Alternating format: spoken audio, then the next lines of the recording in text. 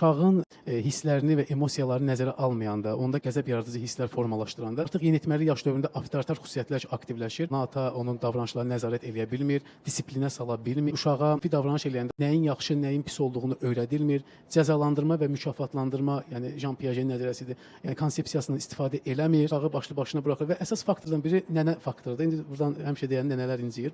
Nənənin yanında daha çox ərköyünləşən uşaq, mənfi davranış eləyəndə o qədər də ana, ata qədər disiplin ola bilmir və nəticə etibarilə uşaq davranış pozuntusu yaranır. Düzdür, bəzi uşaqlar da ana, atadan çəkindiyinə görə bu davranış pozuntularını gizlətməyə başlayırlar və bu gizlətmələr də sonradan yalançılığa gətirir çıxar. Yenə gəlir antisosial tip şəxsiyyət pozuntusuna çevrilə bilər. Yəni bu insanlar düşünürlər ki, güclüdürsə, o qarşı tərəfə əzməlidir. Mən onu əzməsəm, o məni əzəcək. İnsanlara sual verəndə ki, sən niyə filan kəsi aldadırsan və fikirləşmirsən ki, onun hissi var.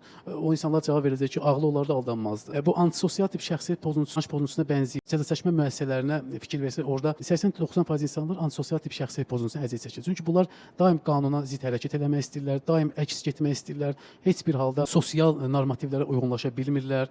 İnsanlara qarşı içində bir qəzəb olur. Antisosial sözünün mənası da sosiallığa qarşı da. Yəni bu o deməkdir ki, artıq ətrafdakı qaydalar, qanunlar, insanların fikirləri bunları maraqlandırmır. Ancaq prinsip yaşayırlar, qarşı tərəfə ancaq neqativ hisslər, düşüncələr yaşayırlar, ancaq pislik eləmək istəyirlər. Çünki sanki içlərində bir qəzəb var, acıq çıxmaq istəyirlər onlardan.